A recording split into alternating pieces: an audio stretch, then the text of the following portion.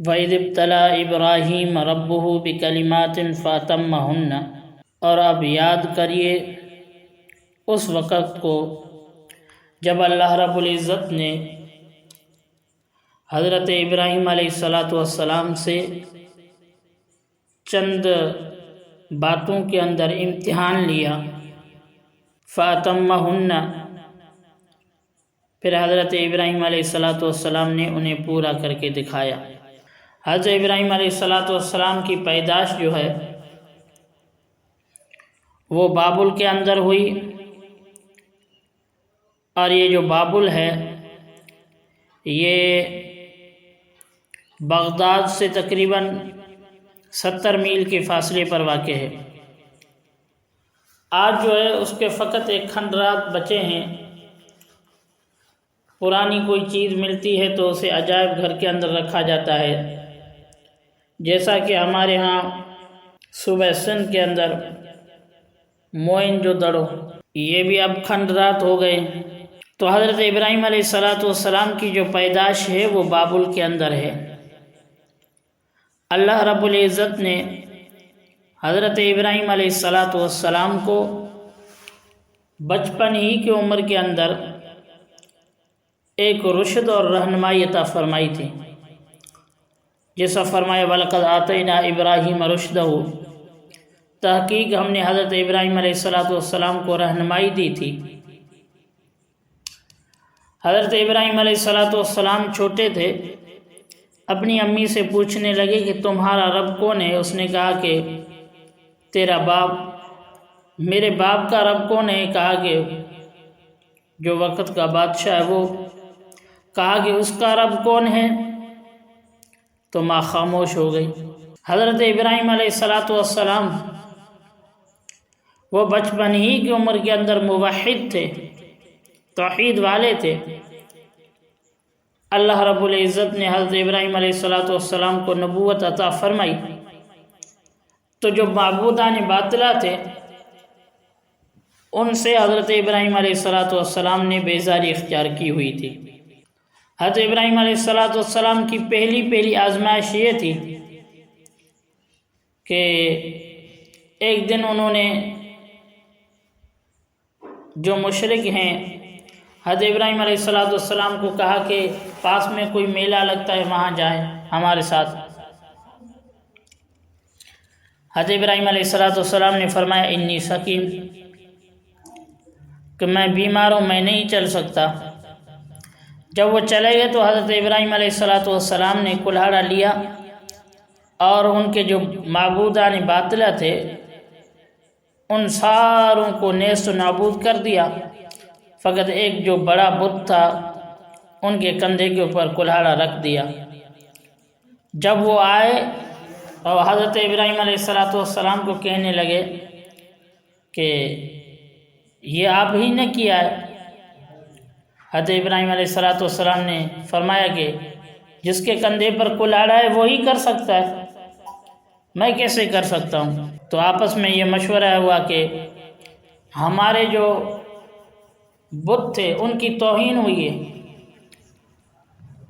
تو اب اس کے توہین کی تلافی یہ ہے کہ حرقوہ وانصروا آلہتکم ان کنتم فاعلین، حضرت ابراہیم علیہ السلام کو جلائیے۔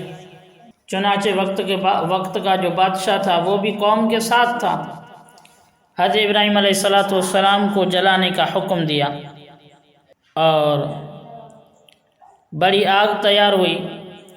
حضرت ابراہیم علیہ السلام کو اس کے اندر پھینکا گیا، من جنین کے اوپر بٹھا کے۔ یہ حضرت ابراہیم علیہ السلام کی پہلی آزمائش تھی کہ اللہ کی رضا کے لیے آگ میں جا رہا ہے، لیکن کسی سے کوئی معافی کی بھیک نہیں مانگ رہا۔ اللہ کی رضا کے لیے آگ میں جانا پڑے تو حضرت ابراہیم علیہ السلام جانے کے لیے تیار ہے۔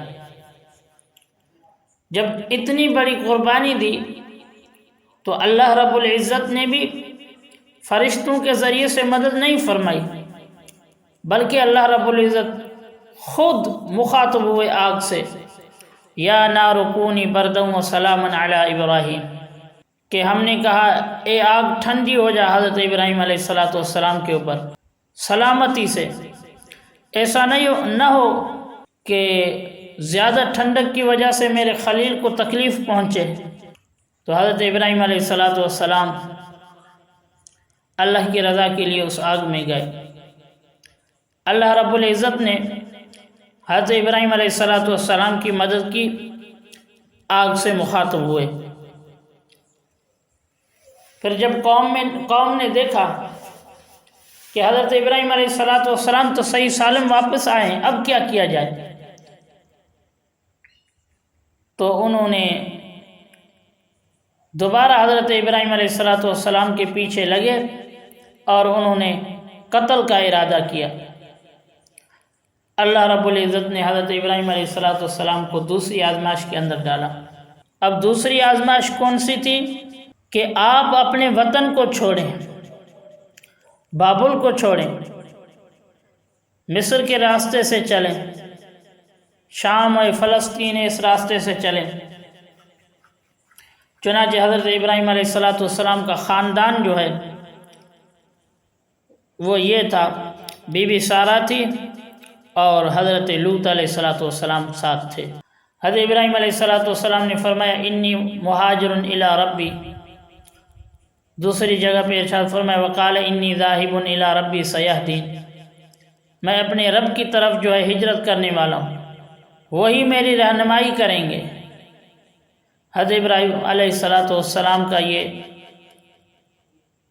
خاندان 3 بندوں پر مشتمل چل دیے۔ بیچ کے اندر اللہ رب العزت نے ایک جگہ پہ بڑا شہر تھا، بڑا گاؤں تھا،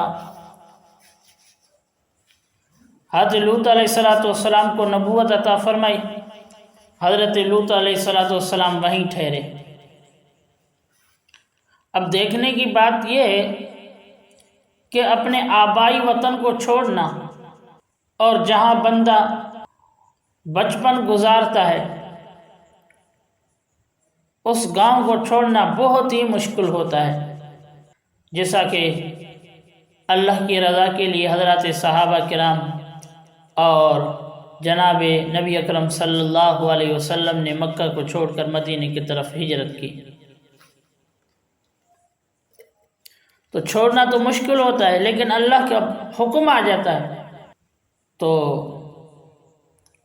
کٹھن سے کٹھن راستہ بھی آسان ہو جاتا ہے۔